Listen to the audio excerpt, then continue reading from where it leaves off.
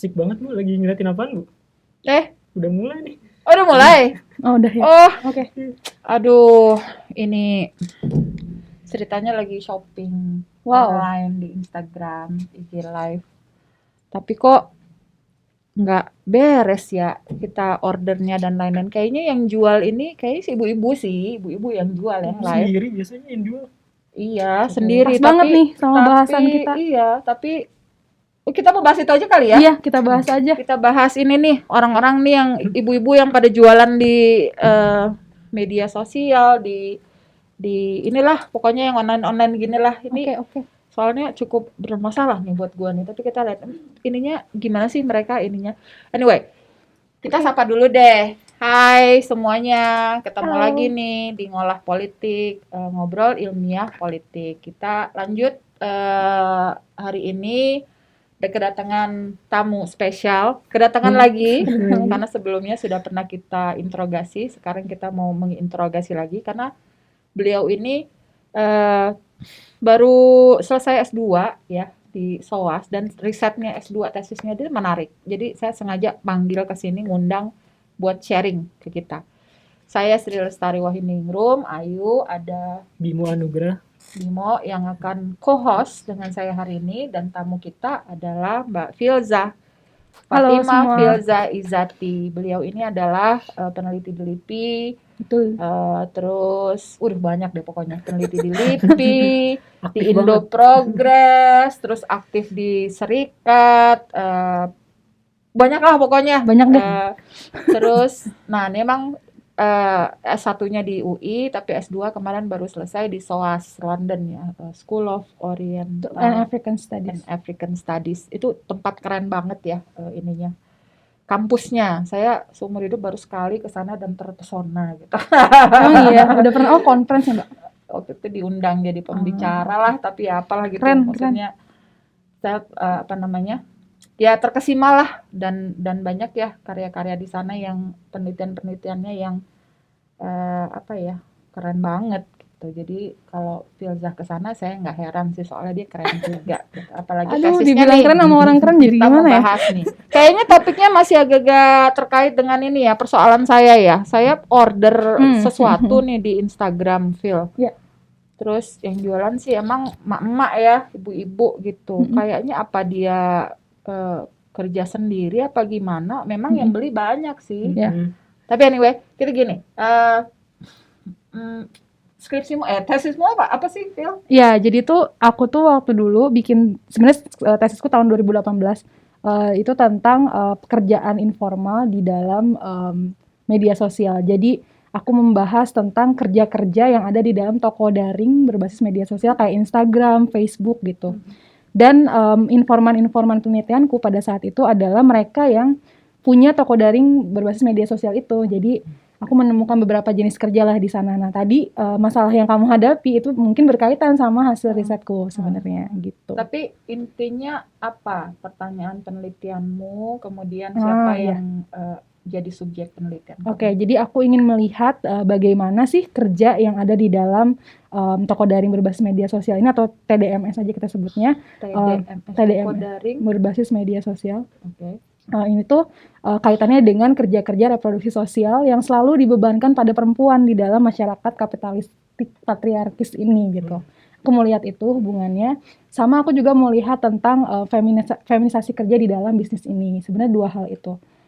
Sama yang juga inherent adalah aku menemukan irisan antara yang lagi ongoing sekarang ya, kapitalisme platform, atau yang kita lihat sekarang inilah mudahnya Kok gitu mau ya. bilang kapitalisme sih, platform ini kapitalisme itu gimana? Iya, jadi ini tuh adalah fenomena yang terjadi semenjak setidaknya krisis 2008 lah ya. Itu adalah munculnya platform-platform digital yang memfasilitasi jalannya akumulasi kapital. Kayak misalnya kalau kita bisa lihat itu ya di dalam bisnis toko online ini gitu. Dan juga dia beririsan atau berinterseksi dengan bisnis logistik. Kalau kita lihat jasa-jasa pengiriman juga kan itu sangat meningkat gitu kan dengan adanya ini. Terutama gitu. pandemi ya. Iya, terutama juga pandemi jadi semakin meningkat. Nah, terus tapi aku mau kamu bilang sebelumnya. Kalau salah tadi ada beberapa term yang gue sempat dengar terus gue bertanya-tanya. Kapitalisme kapitalisme yang patriarkis. Maksudnya gimana? Iya, jadi tuh aku mau lihat sebenarnya kan kalau fenomena yang kalau pemerintah suka bilang kayak ekonomi digital gitu kan, revolusi 4.0 gitu-gitu. Itu tuh apa sih gitu. Dan seringkali tuh yang dilupakan adalah orang-orang yang ada di dalam ekonomi digital itu tuh siapa sih sebenarnya gitu. Mereka yang kerja di dalam platform-platform yang ada, misalnya kayak kalau kita lihat tuh online marketplace gitu, atau misalnya kalau yang riset aku adalah tadi toko daring berbasis media sosial tuh orang-orang yang kerja di dalam itu siapa sih dan mereka tuh gimana gitu kerjanya, kondisi kerjanya. Nah itu yang aku teliti Mbak gitu. Berarti teliti itu ya apa namanya, kan teman saya tuh banyak tuh kalau yang pas abis nikah istrinya langsung jualan online. Iya, itu yang aku teliti, exactly. Kayak gitu. Jadi apa namanya banyak banget yang seringkali melupakan kerja-kerja itu gitu. Jadi mereka yang bekerja sebagai misalnya reseller di online shop gitu ya, di akun-akun Instagram ini yang mereka bikin. Ini disebut pekerja juga? Iya, disebut pekerja karena kan, nah ini yang aku mau ceritain sebenarnya. Jadi tuh aku menemukan ada setidaknya tiga jenis pelaku usaha gitu ya di dalam toko daring berbasis media sosial ini gitu. Yang pertama adalah mereka yang berusaha, maksudnya dia membuat produknya sendiri. Jadi misalnya bikin homemade cooking atau bikin baju atau craft lainnya lah gitu ya. Tapi benar-benar sendiri. Jadi dia yang bikin sendiri, dia yang menjual sendiri di toko online mereka gitu. Di akun Instagram mereka gitu atau Facebook biasanya. Nah, kayak gitu. Yang kedua adalah mereka yang jadi reseller atau dropshipper. Nah, jadi ngambil barang dari ngambil barang. Kita bisa menjumpai biasanya itu yang reseller perusahaan kosmetik biasanya banyak banget gitu. Terus kemudian dari pabrikan makanan dari pabrikan gitu, coklat entah macam-macam gitu ya, snack gitu. Terus juga makanan-makanan frozen food kayak gitu-gitu banyak banget resellernya dan lain-lain banyak. Atau ada juga reseller dari yang tadi homemade cooking itu juga ada juga. Jadi macam-macam jenisnya gitu. Tapi dia adalah menjualkan kembali produk yang udah diproduksi oleh pabrikan atau orang lain gitu. Terus ada juga dropshipper ini tuh kalau reseller tadi kan menstok barangnya di rumahnya gitu kan, jadi kayak rumahnya tuh jadi gudang gitu. Nah tapi kalau dropshipper tuh enggak, jadi dia tuh unik, jadi dia memberikan mengirimkan barang dari toko atau dari tempat lain gitu ya, dari tempat produksinya, tapi dia nggak lewat dia, jadi cuma namanya aja yang tercantum gitu ke customernya gitu. Terus itu yang kedua. Nah yang ketiga adalah mereka yang bekerja sama dengan pihak lain dalam melakukan bisnis ini. Jadi biasanya bergeraknya di bidang fashion. Jadi misalnya mereka memproduksi gamis atau misalnya jilbab-jilbab muslim atau baju-baju plus size atau baju-baju anak segala macam, kerjasama sama konveksi. Nah biasanya ini memang beneran pengusaha Mbak karena mereka merekrut pekerja gitu, dan biasanya juga temuan aku itu menemukan pekerja rumah tangga mereka tuh jadi pekerja di online shopnya tanpa diberikan bayaran yang sesuai gitu. Nah, apa sih yang menarik gitu ya dari ketiga jenis pekerjaan ini gitu. Nah, temuan aku menemukan bahwa mayoritas tuh perempuan pekerjanya semua gitu. Dari mulai yang tadi bikin homemade cooking, terus craft lainnya, terus juga yang reseller dan lain-lain, juga yang kerja di perusahaan online shop milik pengusaha perempuan itu. Kebanyakan tuh mereka perempuan juga, terutama yang di konveksinya dan juga yang jadi admin sosial medianya, atau yang jadi tuh kalau di yang tipe yang ketiga tadi ada assembly line-nya gitu. Jadi dari mulai mereka menyortir barang, terus packing barangnya, terus ngirimin ke jasa pengiriman logistiknya, sama admin media sosialnya tuh orangnya beda-beda gitu. Jadi benar-benar direkrut gitu. Oh, nah, itu orangnya beda-beda ya? Beda-beda. Ya? Kalau yang udah gede tuh yang disebut pekerja yang mana? Yang tadi yang pertama itu kan karena mereka bikinnya sendiri, benar-benar ngerjain sendiri, berarti kan mereka memang mengerjakan semuanya sendiri gitu. Jadi self-employed workers kan. Terus yang kedua itu kan reseller, memang mereka bekerja dong karena mereka nggak memproduksi itu dan hanya menyalurkan aja kan, mereka bekerja sebagai kalau bahasanya itu salesman ya, saleswoman gitu. Nah terus yang ketiga itu ya mereka yang bekerja di assembly line yang tadi. Jadi misalnya mereka menyortir barangnya atau mempacking barangnya, terus mengirimkan barangnya, dan juga yang jadi admin sosial medianya yang benar-benar interaksi langsung sama customernya gitu. Dan juga yang tadi yang kerja sama si pengusahanya yang di konveksinya itu kan juga part dari pekerja mereka, cuma nanti ketahuan tuh model kerjanya gimana gitu.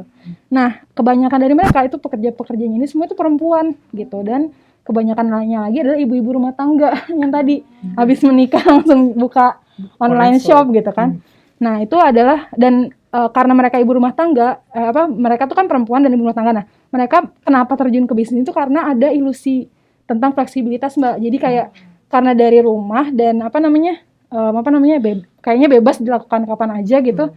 Jadi ya udah deh saya terjun ke bisnis ini gitu karena tetap bisa menjalankan kewajiban sebagai fungsi domestik. Iya, sebagai penanggung kerja reproduksi sosial yang nggak dibayar di rumah tangga itu kan gitu, merawat anak dan Jadi lain-lain. kalau ibu rumah tangga itu pekerja ya? Iya dong. Nah nanti aku masuk ke situ. Nah jadi mereka tuh karena merasa kayak gitu, jadi ya udah deh aku mau terjun ke bisnis ini karena aku sambil bisa nyari-nyari uang tambahan bahasanya gitu kan, sama juga tetap bisa mengurus rumah tangga dan anak.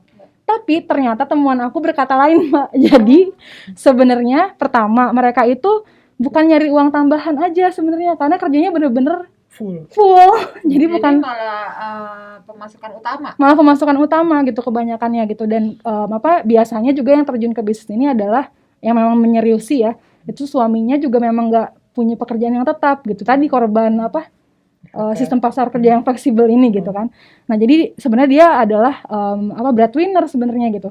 Cuma karena dia selalu diposisikan di masyarakat itu kan sebagai pencari nafkah tambahan ya. Jadi merasa ini tuh iseng-iseng aja gitu. Jadi ini tuh cuma cari-cari uang tambahan lah gitu. Terus aku tanya kan berapa jam kerja? Nah rata-rata tuh lebih dari 8 jam. Karena misalnya kamu harus aja 8 jam. Iya, kayak misalnya tadi kalau chat sama customer aja kan harus melayani DM lah, WhatsApp atau apa itu kan berjam-jam dan udah gitu juga harus membangun kepercayaan kan. Itu kan kerja-kerja reproduktif juga tuh yang harus dilakukan gitu. Dan belum lagi customer yang lari misalnya atau customernya yang misalnya nggak transfer atau PHP gitu kan, yang ghosting. Soalnya kalau ikut ini live-nya kan selalu ada keluhan PHP bener ya kayak gitu. Nah kayak gitu kan. Nah terus udah gitu yang kedua adalah selain tadi ya dianggap sebagai pencari nafkah tambahan padahal kerjanya full, yang kedua sebenarnya mereka nggak fleksibel karena menurut para informan yang aku wawancarai, jadinya mereka harus tetap memilih mau kerja ini atau mengurus anak karena nggak bisa dua-duanya ternyata, karena kan nggak bisa tuh sambil chat terus sambil juga mengepel susah juga gitu, atau sambil mengirim barang mereka harus misalnya sambil misalnya nggak bisa, jadi tetap mereka tuh nggak ada tuh fleksibilitas itu gitu. Dan kemudian untuk yang tadi jenis ketiga tadi yang mempekerjakan orang lain gitu, banyak juga yang mempekerjakan tadi dari pekerja rumah tangga mereka atau neninya gitu ya, dipekerjakan di online shop mereka dan nggak dibayar. Jadi kayak bantu-bantu lah gitu, padahal kerjanya tuh banyak gitu. Nambahin kerja domestik. Nambahin kerja gitu. Dan udah gitu ada juga yang cuma menggajinya itu shelter aja. Jadi kayak ya udah yang penting saya udah provide dia shelter di rumah saya gratis kan gitu. Dikasih makan dan tempat tinggal, tapi nggak dibayar padahal tuh kerjaannya banyak banget. Apalagi kalau levelnya udah kayak perusahaan saya gamis yang udah banyak lah pembelinya gitu, atau udah banyak, udah omsetnya banyak terus segala macam itu. Ya udah ini kan cuma bisnis rumahan gitu, jadi santai aja lah, ini kan cuma iseng-iseng, padahal kalau dilihat kerjanya tuh nggak iseng-iseng, bener-bener dari pagi sampai malam kayak gitu dan nggak dibayar gitu. Jadi ada juga prosesnya tadi feminisasi kerja, memanfaatkan. Feminisasi kerja itu maksudnya gimana Phil? Feminisasi kerja itu adalah dia proses masuknya dimanfaatkannya nilai-nilai patriarkal dalam ekstraksi nilai lebihnya. Susah ya.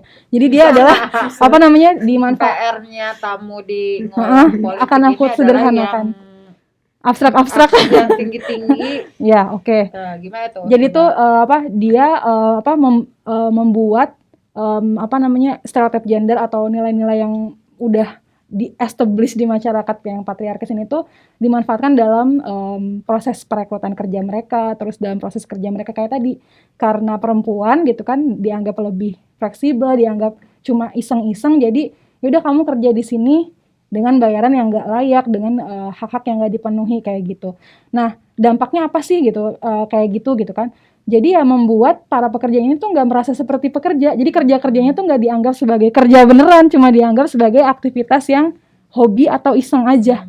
Nah padahal sebenarnya itu adalah kerja ya. Misalnya kamu jadi reseller aja, kita jadi reseller itu kan sebuah pekerjaan ya. Maksudnya kamu harus meyakinkan pembeli, Iya, kemudian iya. kamu harus juga ini kan melayani permintaan customer, Kadang malam ya, mengirimkan tengah malam kadang dia tengah masih malam. di-chat gitu ya. Ya, betul. Makanya tadi disebut ilusi ya. Makanya disebut ilusi, benar. Kayak gitu. Dan juga ada juga yang misalnya aku temukan di penelitian aku tuh dia jualan ini Mbak, coklat dari pabrikan gitu.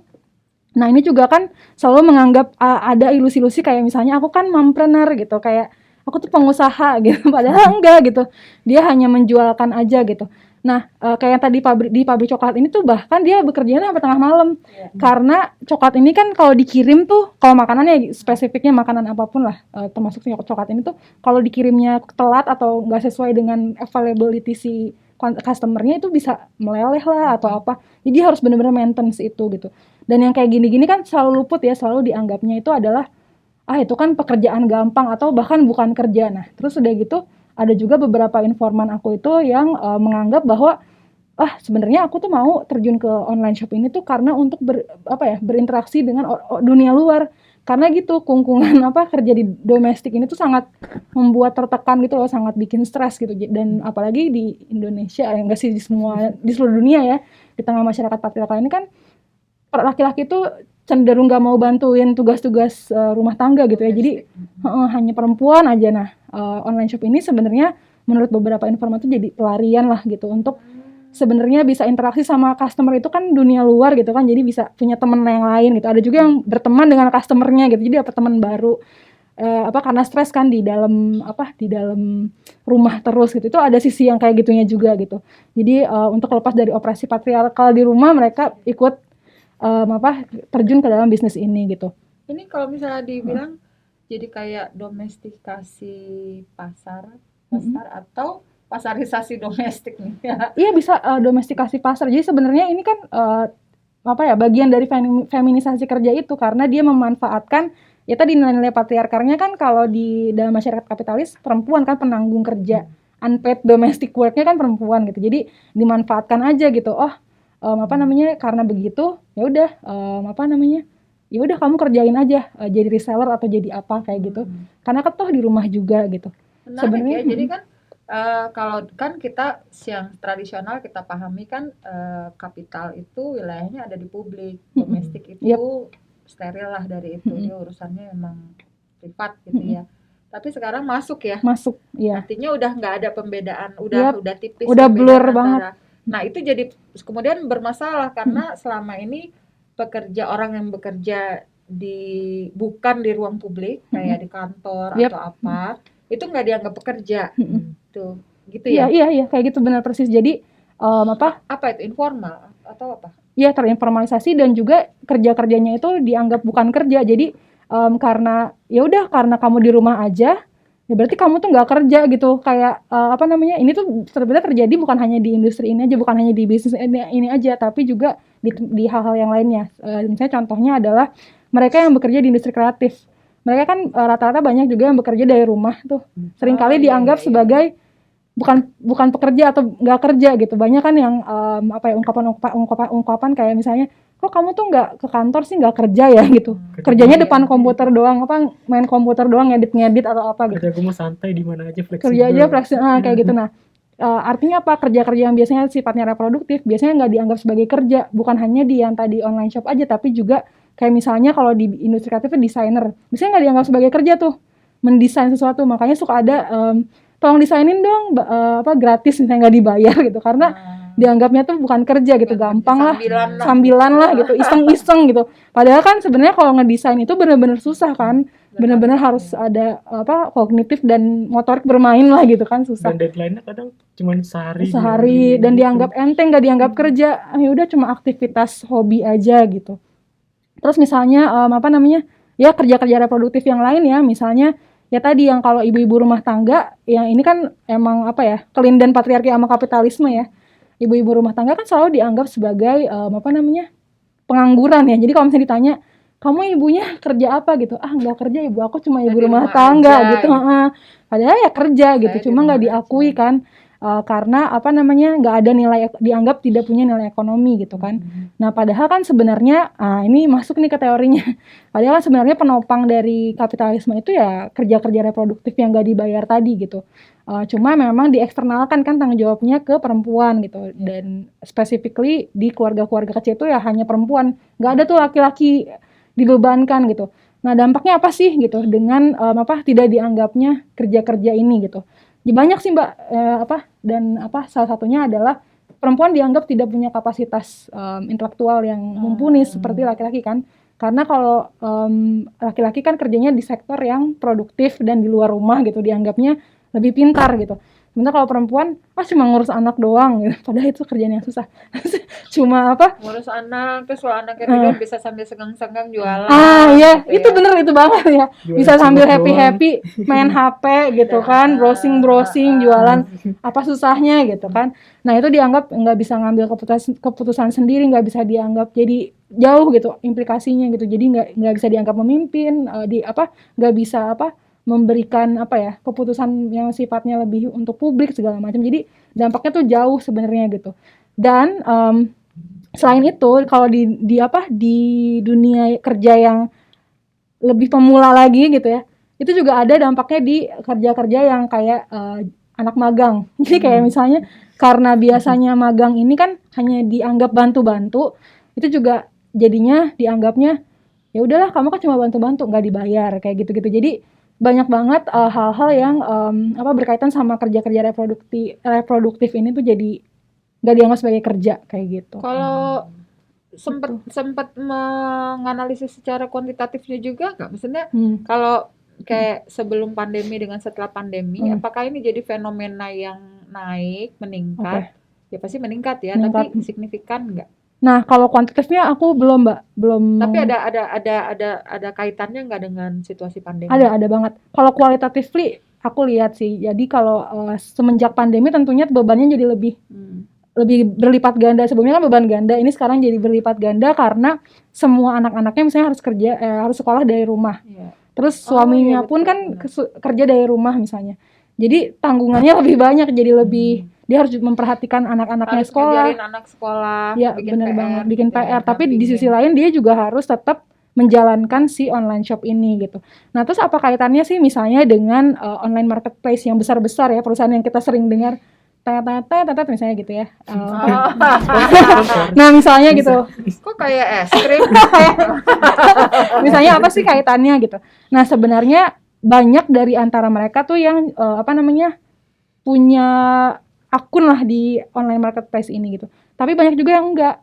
Kenapa? Pertimbangannya adalah karena modal juga. Jadi kayak itu terkait sama modal usaha juga. Makanya kalau misalnya kita lihat di Instagram atau di Facebook gitu-gitu tuh biasanya benar-benar yang modalnya tuh kecil banget, biasanya benar-benar yang mandiri, yang untuk survival. Jadi kerjanya itu untuk survive keluarganya, bukan untuk mencari keuntungan gitu. Jadi benar-benar sendirian gitu. Nah, yang aku tulis itu yang kayak gitu, yang rata-rata juga enggak channeling usahanya ke online marketplace yang besar-besar kayak gitu. Nah, terus aku sempat nanya juga soal misalnya kan ada juga nggak semua ibu rumah tangga yang benar-benar ibu-ibu rumah tangga yang punya anak gitu. Ada juga yang misalnya kerja kantoran tapi dia juga punya online shop misalnya gitu. Kenapa sih dia memutuskan untuk punya online shop gitu di media sosial? Nah, dia bilang karena dia ingin menambah penghasilan. Artinya apa? Kita bisa lihat juga, ternyata di dunia kerja yang produktif pun perempuan tuh penghasilannya selalu lebih rendah dari laki-laki kan. Gender pay wage gap itu. Jadi karena selalu dianggap sebagai pencarian nafkah tambahan, ya kerja upahnya lebih rendah dari laki-laki sehingga harus nyari tambahan terus dan tambahan itu selalu dianggap tambahan lagi. Iya. Jadi kayak terus berdobel-dobel gitu. Jadi di kantornya dia dapat upah lebih rendah dari laki-laki, terus dia nyari tambahan di pekerjaan tambahannya juga dianggapnya iseng-iseng aja. Jadi kayak gitu, kayak terus-terusan gitu. Wah, ini menarik banget sih karena banyak juga yang nggak menyadari tadi, aku kan entrepreneur, aku kan pengusaha gitu, aku bukan pekerja. Padahal enggak gitu. Kalau konsekuensinya, jadi mereka juga nggak tahu hak mereka sebagai pekerja gitu. Misalnya sebagai pekerja itu aku berhak ya untuk misalnya meminta sesuatu ke perusahaan yang tadi, misalnya ada perusahaan kosmetik katakanlah gitu ya, dia menjualkan produknya gitu. oh ternyata sebagai pekerja aku seharusnya bisa menuntut sesuatu ya ke perusahaan yang aku menjualkan produk-produknya gitu. Tapi karena nggak merasa itu jadinya ya udah gitu. Kalau sekarang bahasa trennya itu memang itu entrepreneur. Iya, Ternyata entrepreneur. di balik entrepreneur itu ada tragis, Iya, ada ada tragedi. kayak gini. Kayak karena kan kalau yang mungkin yang kategori pertama yang tadi dia bikin ya home cooking, mungkin dia bisa dibilang sebagai entrepreneur karena dia kan memang memproduksi barangnya sendiri gitu kan. Tapi kalau yang untuk kategori kedua dan pekerja di yang tadi bekerja sama konveksi misalnya itu kan nggak bisa gitu. Nah jadi konsekuensinya gitu yang tadi misalnya kerja di yang sama perusahaan besar di online shop itu terus dia memproduksi fashion gitu produk, dia merasa bukan pekerja karena cuma bantu majikannya di rumah. Dia kan pekerja rumah tangga sebenarnya gitu kan.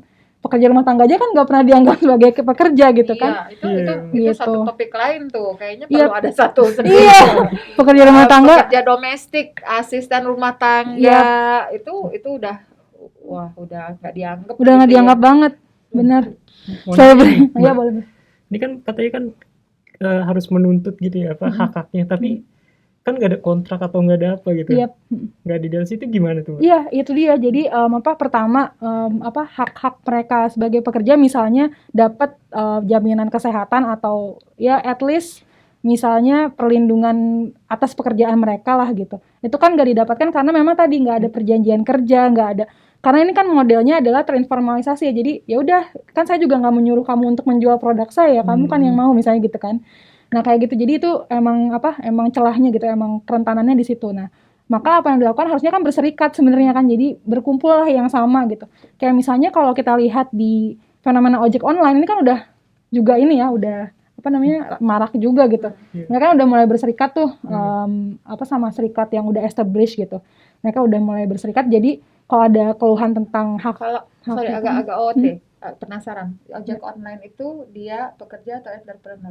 Pekerja dong, pekerja. Tapi kan Notionnya selalu mitra ya. Ada yang bilang mitra. Iya. Ada lagi nih mitra. Mitra ini sebetulnya independen atau dia sebetulnya buruh juga sih? Iya, nah ini tuh sebenarnya notion yang khas dari yang namanya sharing economy atau gig economy. Nah ini tuh term lagi nih. Pernah dengar nggak sharing economy? Ini term lagi. Ini tuh adalah jenis model ekonomi baru yang mengutamakan ya tadi berbagi kayak kita itu adalah mitra, partner gitu, selalu kayak gitu ciri khasnya. Nah biasanya bisa kita temukan di ride hailing applications, ojek online itu, atau misalnya gimana nyebut mereknya ya? Hotel-hotel yang di rumah. Yeah. Padahal dia bukan hotel gitu kan. Nah itu misalnya kayak gitu contohnya. Nah itu tuh biasanya perusahaannya bilang bahwa kita itu kan mitra, bukan pengusaha dan karyawan. Sehingga apa dampaknya? Nggak ada perjanjian kerja, nggak ada dijamin hak-hak dia sebagai pekerja. Nah kalau di pekerja ojek online ini kan rentan banget dong, kejam banget karena kan dia di jalanan ya gitu. Resiko kecelakaan itu kan udah ini banget gitu, udah di depan mata banget gitu kan. Tapi kan perusahaannya nggak mau ngasih hak-hak mereka gitu ya, karena ya kita kan mitra, kamu tuh bukan pekerja, kamu itu mitra. Itu tuh notion yang sangat itu bisa diputus kan? Iya, waktu itu bisa diputus. Itu notion yang sangat neolib banget. Nah, kalau kata Harvey ini di bukunya A Brief History of Neoliberalism, ciri khas dari neoliberal itu David Harvey.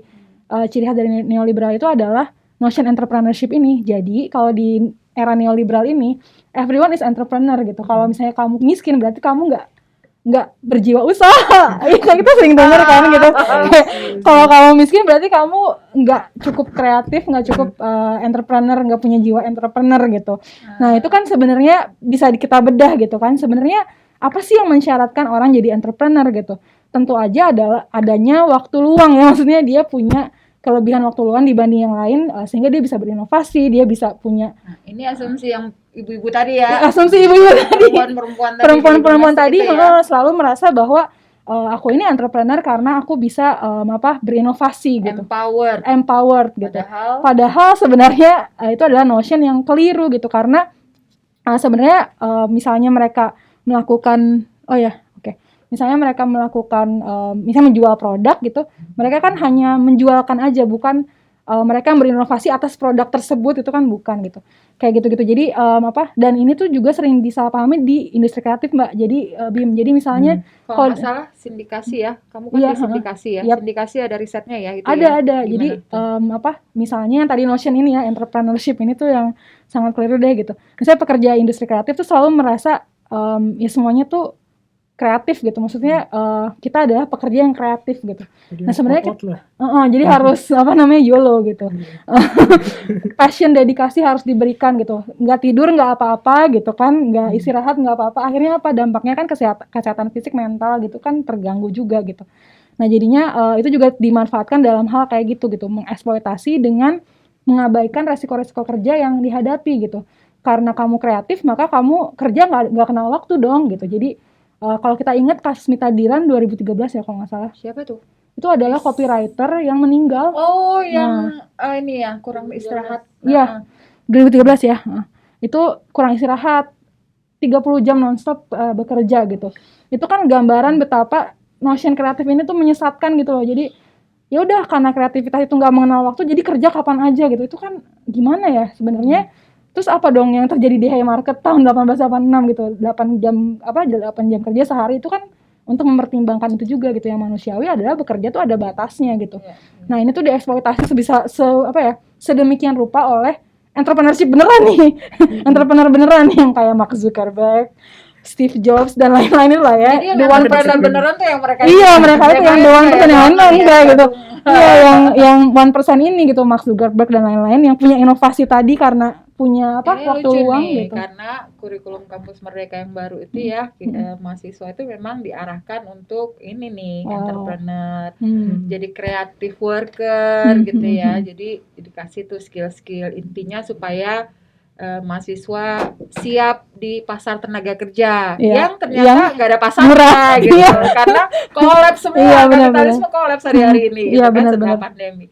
Nah, jadi itu tuh kayaknya diarahinnya ke kreatif, tapi ya gitu ya, resikonya jadi besar ya sebetulnya. Iya, resikonya besar gitu. Selain tadi kerjanya non-stop karena kreativitas itu nggak mengenal batas gitu ya, nggak ada haknya juga. Dan seringkali juga pekerja industri kreatif ini tuh dianggap sebagai bukan pekerja, Mbak, karena kamu ini kan desainer, jadi profesional gitu loh dianggapnya. Misalnya kamu itu musisi, kamu itu artis, seniman gitu. Kamu itu bukan pekerja gitu. Nah, notion ini juga membuat jadinya para pekerja di industri kreatif itu merasa berbeda gitu dengan kelas pekerja lainnya. Jadi kesadaran mengenai pemenuhan hak itu masih juga jauh gitu. Nah, terus yang tadi kerja tanpa batas waktu ini bukan hanya terjadi di mereka yang the so-called pekerja kognitifnya gitu. Tapi juga mereka yang kerja-kerja kasarnya lah gitu, kerja-kerja kotornya. Maksudnya kayak misalnya kalau penyanyi, nyanyi di panggung kan ada yang nyiapin panggung gitu. Terus ada chef, celebrity chef kan ada yang kerja di dapurnya. Ada yang motong-motongnya. Motong-motonginnya gitu. Nah, mereka ini juga dilupakan nih sebagai pekerja gitu, karena dianggapnya kamu kreatif apanya gitu. Kamu kan cuma padahal mereka yang justru tanpa mereka nggak ada tuh kreativitas menciptakan menu baru gitu, nggak ada kreativitas menciptakan lagu baru misalnya gitu, tanpa ada yang mixing lagunya atau apa gitu, tanpa ada yang menyiapkan panggungnya, atau tanpa ada yang misalnya kalau desainer itu yang maintenance softwarenya atau apa segala macam. Jadi sebenarnya ini berkaitan keterkaitan antara kerja-kerja ini sebenarnya yang jadi tesis aku juga. Jadi di riset kemarin tahun 2020 aku riset bersama teman-teman aku berlima.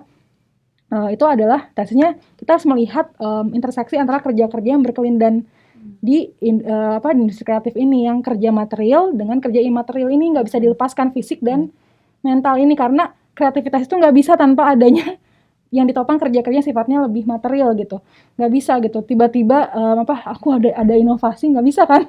Harus ada yang nerjemahin, harus ada yang turunannya gitu benar ya. Dan juga harus ada yang membuat dia bisa berpikir kayak gitu kan. Kalau kerjaannya beres, yang lain kan bisa menumbuhkan inovasi baru, dan itu memang hanya dikuasai oleh 1%. Nah, aku mau merekomendasikan buku yang bagus banget tentang membedah kreativitas ini. Itu ditulis oleh Oli Mould. Nah, itu bagus banget tuh bukunya. Dia mendebunk tentang kreativitas gitu, bahwa kreativitas itu sebenarnya hanya bisa dilakukan oleh mereka yang privilege gitu. Nggak bisa tuh, wow. kita ini yang Kena banget tuh. kena banget gitu, kayak ya pekerja-pekerja online shop atau kita gitu Mau yang dong. ya boleh itu ya kita Udah kan terjemahin belum?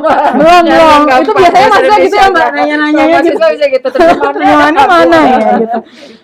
Nah kayak gitu, jadi ya dia mensyaratkan waktu luang, mensyaratkan kebebasan berpikir itu kan nggak bisa kalau masih lapar ya gitu, jadi harus ya privilege lah, hanya 1% aja, makanya kita hanya mengenal sedikit kan inventor kayak tadi itu misalnya Steve Jobs atau siapa Zuckerberg atau yang penemu Google gitu, nggak semua orang gitu kan. Nah terus apa hubungannya tadi dengan kampus Merdeka? Nah ini menarik sih, notion kampus Merdeka yang tadi nanti udah keluar, diharapkan jadi entrepreneur. Bisa lihat acara ini gimana? Diharapkan jadi entrepreneur Jadi, gitu ya. Nanti mudah-mudahan Bu Filda diangkat jadi staf khusus. Amin. Gimana? Iya. Karena dengan kampus Merdeka. Kaitannya tadi itu kan diharapkan jadi entrepreneur atau jadi pekerja di industri kreatif gitu. Kalau aku sih mau bilang bahwa yang penting kita menyadari ini tuh apa sih makna dibalik notion ini gitu, dan konsekuensinya gitu, apa gitu. Karena dia ini termasuk kelompok yang punya privilege ya. Iya dong, iya bisa dibilang gitu. Iya bisa dibilang gitu sih, karena ya cuma dia kan yang bisa gitu.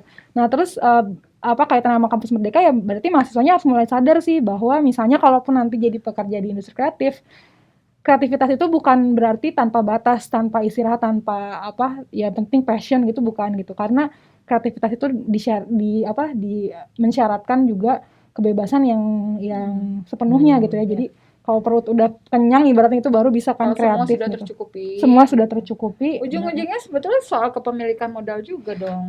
Iya benar. Siapa yang punya modal yang lebih bisa. Yang punya peluang lebih besar untuk bisa. Privilege lah. Ya, privilege ya kayak gitu. Dan kalau misalnya ada di antara kita yang punya privilege ya kalau aku sih nggak mengutuk ya. Jadi kalau bisa disadari aja privilege-nya dan dimanfaatkan untuk yang hal-hal yang positif gitu kan. Karena banyak juga sih yang menyalahpahami kayak kamu kan privilege jadinya kayak dinihilkan, itu enggak juga sih kalau menurut aku. Selama orang punya privilege terus dia memanfaatkan itu dengan bagus sih enggak masalah gitu. Yang penting dia tahu kalau misalnya dia punya, misalnya mendirikan startup nih gitu, meskipun presentasinya kecil ya jumlahnya mungkin. Nah itu karena dia tahu kita ini dengan pekerja ini adalah hubungannya pengusaha pekerja gitu. Jadi saya harus bikin perjanjian kerja, saya harus memenuhi hak pekerja. Nah itu bagus kalau menurut aku ya, daripada misalnya hanya sekedar itu kan privilege gitu, jadi ya udah gitu. Enggak, tapi kalau bisa karena kamu tahu privilege gitu ya, misalnya nanti mahasiswa dari kampus Merdeka keluar gitu kan bikin startup, ya sadarilah gitu bahwa kamu dan pekerja startup kamu itu adalah hubungannya seperti itu. Jadi harus ada perjanjian kerja, harus dipenuhi. Kalau pekerjamu mau berserikat dibolehkan, harus diberi ruang kayak gitu-gitu sih. Saya boleh nanya nggak Bu? Boleh. Dari di tengah kekejaman. Editornya udah disuruhin. Iya ini terakhir. Oh iya. Di tengah kekejaman yang. Nanti Bu editornya ngomel. Kasian ya Bu. Di tengah ini kan kejam banget kalau diceritain segala macam. Negara tuh sebenarnya hadir nggak sih Bu? Waduh. Saya tuh mau nanya itu dari tadi Bim. Oh ya maaf. Benar. Mantap hati. Iya negara. Kamu mencuri pertanyaan saya. Dari tadi tuh saya nanya, saya pengen tahu negara ada di mana sih? Iya. Terakhir kita nggak nyebutin. Nah kalau negara ini kan kita tahu pemerintah pernah dorong, kalau ingat ya, gerakan 1000 startup kalau nggak salah namanya ya kan, gerakan 1000 startup. Terus juga pemerintah waktu dulu membentuk Bekraf. Terus sekarang udah masuk sama Kemenparekraf ya, jadi gabung gitu. Mereka tuh membuat yang kayak gitu-gitu, institusi-institusi atau program-program untuk mendukung entrepreneurship. Tapi mereka nggak pernah tuh membedah sebenarnya di balik itu tuh apa gitu, kondisi pekerjanya apa gitu. Jadi hanya selalu superficial gitu. Nah, ilusi gitu, hanya selalu superficial gitu. Dan gimana sih peran mereka dalam melindungi hak pekerja itu bisa dibilang sangat minim gitu. Jadi 2 tahun lalu ya, berarti 2019, aku bersama teman-temanku di sindikasi juga melakukan audiensi kan dengan Kemenparekraf, dengan pihak-pihak stakeholder terkait industri kreatif gitu. Dan di sana terlihat kegagapan itu gitu. Bahwa belum siap sebenarnya untuk menganalisis sebenarnya kerja-kerja yang ada dalam industri kreatif itu seperti apa sih, dan gimana sih konsekuensi yang harus dihadapi oleh pekerja, oleh pengusaha, oleh pemerintah kayak gitu. Jadi ketidaksiapan itu satu gitu. Yang kedua adalah tadi karena nggak dianggap sebagai kerja rata-rata gitu ya, kayak misalnya desainer gitu atau pekerja online shop gitu, itu kan hanya biasanya kan sektor-sektor yang terinformalisasi selalu dianggap bukan kerja gitu ya, bukan kerja yang serius gitu, hanya iseng-iseng ya, jadinya kayak gitu, nggak ada jaminan perlindungan yang layak juga gitu buat pekerjanya gitu. Nah terus yang ketiga juga apa ya, kalau yang aku lihat sendiri ini kan industrinya belum terbentuk dengan apa ya, settle banget gitu ya, jadi masih terus mungkin mencari bentuk atau gimana gitu, sehingga juga dari negara juga sepertinya kebijakannya juga belum ada yang benar-benar apa ya intinya sih itu gagap itu tadi. gagap dan Nggak bisa catch up dengan perkembangan, benar. Dan juga mungkin political will-nya sih kalau yang aku lihat juga masih kurang lah gitu.